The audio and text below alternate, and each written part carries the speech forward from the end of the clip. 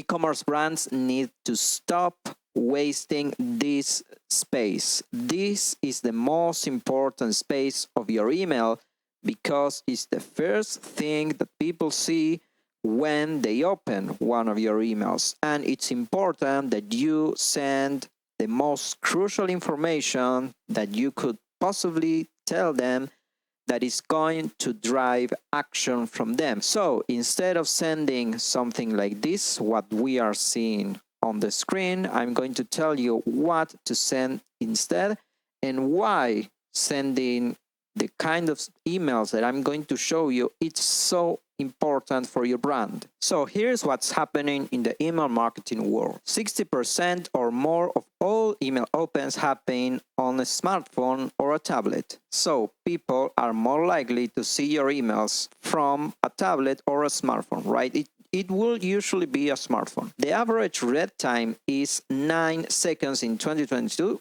so probably lower nowadays. The time spent reading an email has fallen to just 10 seconds, and again, this is an old article. So why am I showing you this? Because if you are sending one of these emails, you are doing yourself a disservice. You are wasting this precious real estate. And here is why. Once your email is opened, you have approximately 3 to 5 seconds before your prospect decides whether to continue reading or to move on. Your marketing emails have an incredibly small window to make an impact. We are talking about 3 seconds or less to capture your audience's attention. So why am I telling you all of this? Because I want you to understand that whatever you show people right as they open the email, it has to be very important information. It has to be the thing that actually drives them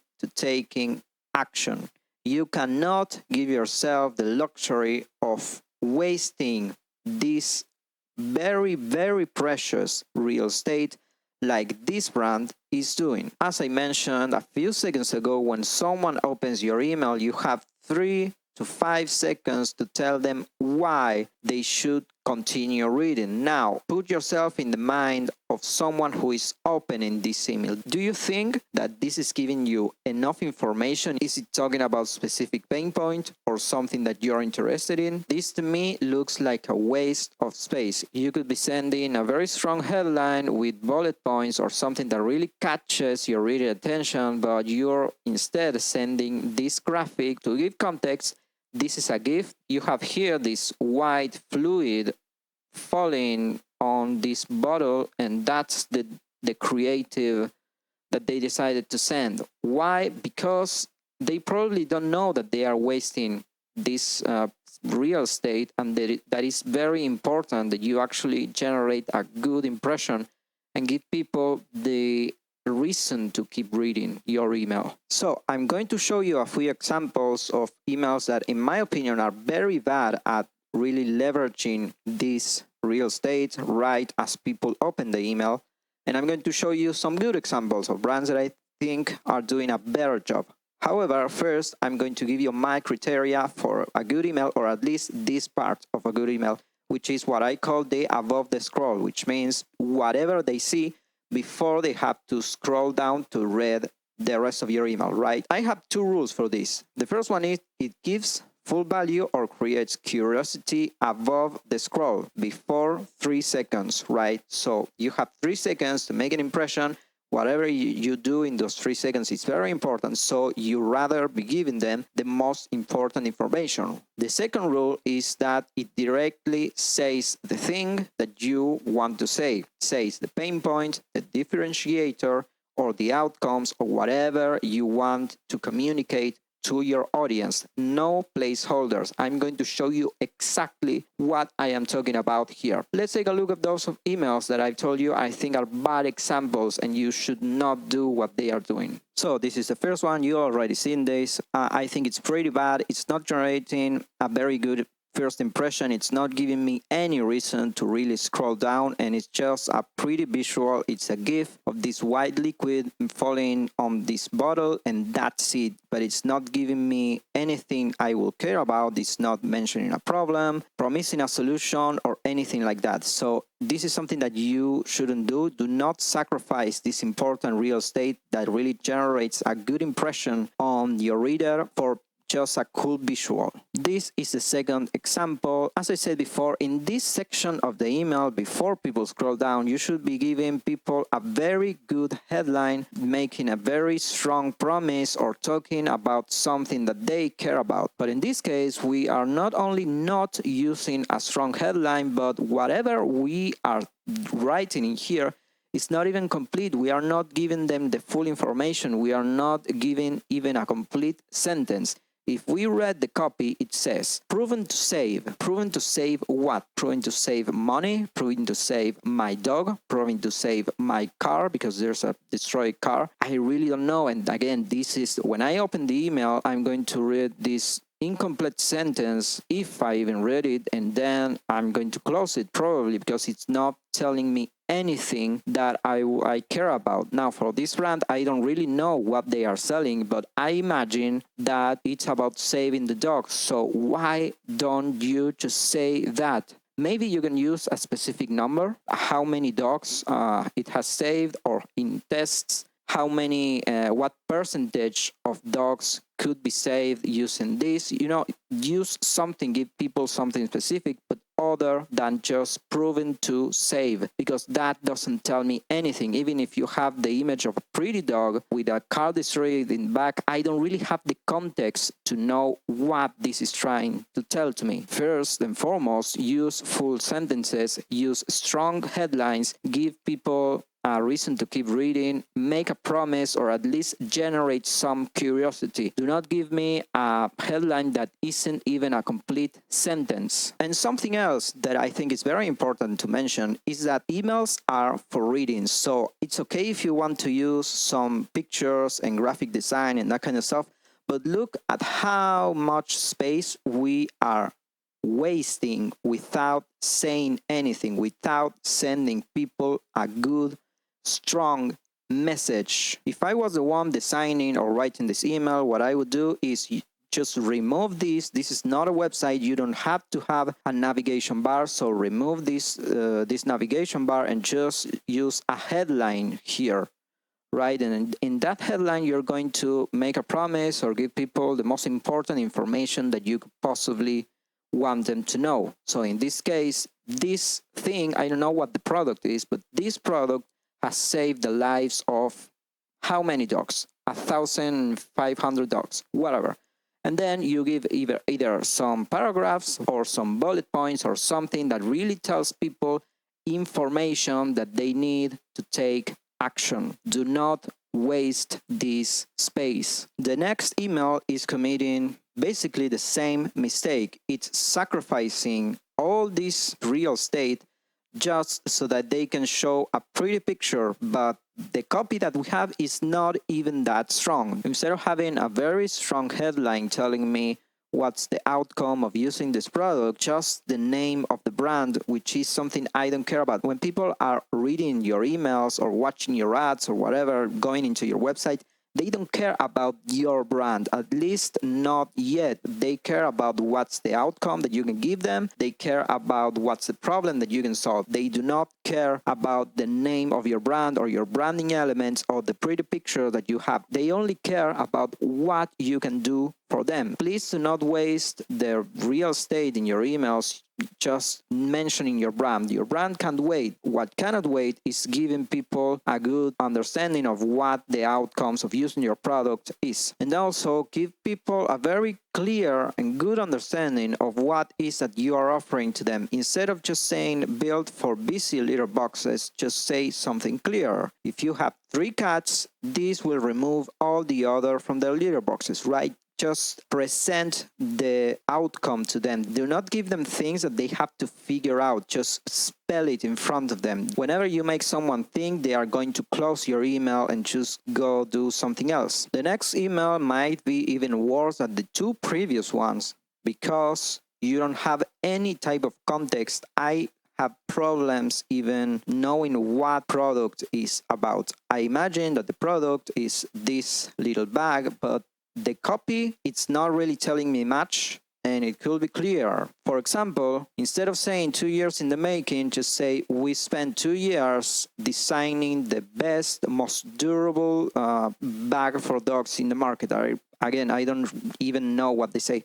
But don't give people just no context. 2 years in the making. Okay, why do I care about that? Every time that you have to send an email or you have to write any type of copy, either for your emails, for your ads, or for your website, ask yourself why people should care about this. And these 2 years in the making, I do not care about it. But if you tell me we spent 2 years designing with scientists the best bag made with the most durable material so that you can carry your dog everywhere. If I am a person who has a dog and I want to take him anywhere, then I'm going to be interested in this, right? Do not waste this space, please. Now, we're going to see some examples of brands that are actually doing a better job. Maybe there's room for improvement, but in general, they are doing a better job than the ones we saw. This is the first one. It says, top rated, most loved, always comfortable. This is not the best headline that I will go for, but at least it's giving me something. It's giving me why should I care about these shoes. I should care about them because they are top rated, because they are most loved, and because they are comfortable.